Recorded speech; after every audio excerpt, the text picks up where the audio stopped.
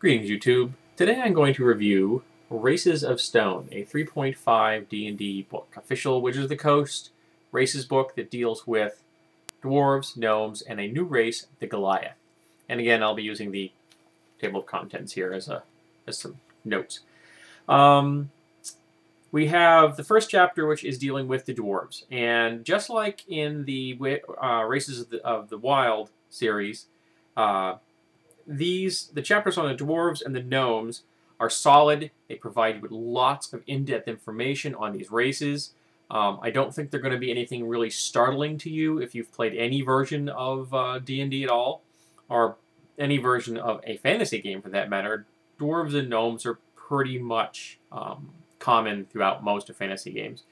But there's a lot of information here, and I think it's useful if you want to play one of these races, either as a player or as a GM. The one thing I've always wanted, I prefer in my campaigns to do, is I always make dwarves a patriarchal society. The reason is that there's a severe sex ratio dimorphism. A lot more men than women. So the women are in charge, and the women always have at least two husbands. One who stays at home, the hearth husband, and one that goes out in the world and makes lots of money. The more powerful the woman, the more husbands she gets. Up to, I think, 5 was the maximum that was considered socially acceptable. And those women meant that they had lots of money coming in and lots of prestige, and that was left for like people in the high councils and things like that. But again, dwarves and gnomes chapters, good stuff, useful, nothing earth-shattering. Then we have the Goliath. Now, the Goliath are a new race. They're a medium race. Bonuses to physical stats. And they have an ability called Powerful Build. The Powerful Build lets them use weapons one size category larger. In fact, they are considered, for all feats and prestige classes and everything else, to be one category size larger. That's important. It's very useful. Even though they're going to be medium, they can use large weapons. Now, this race is a +1 level advancement, and with justification, it is deserving. But it confuses me even more about why the Raptorans in the Races of the Wild were not given a +1 LA and allowed to fly from first level. I guess the High Priests at the Altar of Balance at Wizards of the Coast decided that a flying first level character was just a little too good. They couldn't deal with it. I think it should have been left to the GMs myself, but that's just me. Of course, this whole chapter is dedicated to the Goliaths, and it talks about every aspect you can imagine about the life.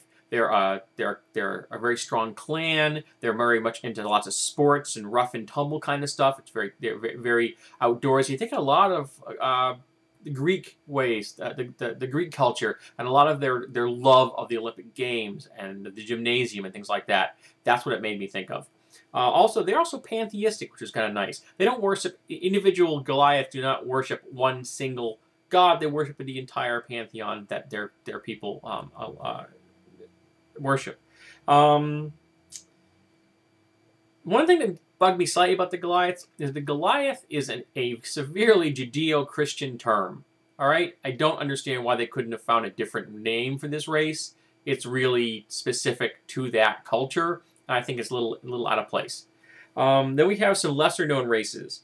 We have Chaos Gnomes, which are kind of an interesting take. Dream Dwarves, a different take on dwarves, ones with an emphasis on having abilities that deal with the divine and dreaming. Feral Gargoons. The Feral Gargoons are very much Yetis. They're very cool.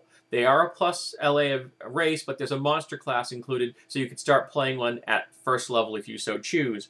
The Stone Child, which are essentially a playable stone giant race, and they have a pretty hefty LA advancement as well, so level advancement. So they also have a monster class, so you could play one at first level. You'd literally be playing like a teenager, and as it gets older and it gets tougher, it becomes more powerful. And then we have Whisper Gnomes, very much sneaky-oriented kind of thing. Then we have some prestige classes. The Battlesmith, perfect thing for dwarves. Blade Bravo, which is for the gnomes, for being very showy and flashy in combat. Cragtop Archer, very nice prestige class for the Goliath, who can use large bows and it's designed for training them to be good at long shots because they live in mountains. This makes sense. And in the Races of the Wild book, I forgot to mention this. There was a archery piece of equipment that had arrows that had specially built flight feathers, reducing the penalty to range increments from a 2 to a 1. Now you take those arrows and give them to one of these guys, and they are going to be hitting people like almost a mile away. It's absurd, almost absurd, but it's great. It really is. It's very cool. Dawncaller, another kind of a bardic class for the Goliaths. Ironmind, a dwarven-based prestige class that's based on psionics, which I thought was kind of nice. I've always kind of liked mixing dwarves and psionics myself. Runesmith, again, another great class for dwarves. The Stone Blessed, which is about becoming more dwarf-like, more related to the earth. And let's see. Next we have some skills, feats, and racial substitution levels, which, you know, for the other race books have the same thing. This is kind of emphasizing the characteristics, they know, of the races specific to these classes, like a Dwarven Fighter and a Dwarven Cleric and Goliath Barbarian, which they're very well suited to. Equipment, and they discuss specifically about lots of good armor stuff in here. The dwarves wear a lot of heavy armor, and this book has a lot of options. Armor and shields, they introduce the concept of exotic shields and exotic armor. Really heavy stuff that slows you down, even if you're a dwarf, but it protects you like you would not believe. Like talking like +9, +10 to your armor class. And along with some damage reduction, for example, for some of the higher ones. Also, the Goliath Great Hammer and a large version, 3-6, man. This is an awesome weapon. Obviously exotic, but well worth it. New spells, some new psionic abilities, so like a good 10 of those. That's kind of nice. And the concept of ancestral weapons. Magic forges, which is nice, because, you know, dwarves are going to be doing a lot of forging, so having magic forges is kind of a cool idea. The concept of rune circles, again, also very applicable to dwarves. Then we have some the chapter based on campaigns of stone, which deals with the whole concept of how to set up campaigns built around Goliath, dwarf, or gnome communities.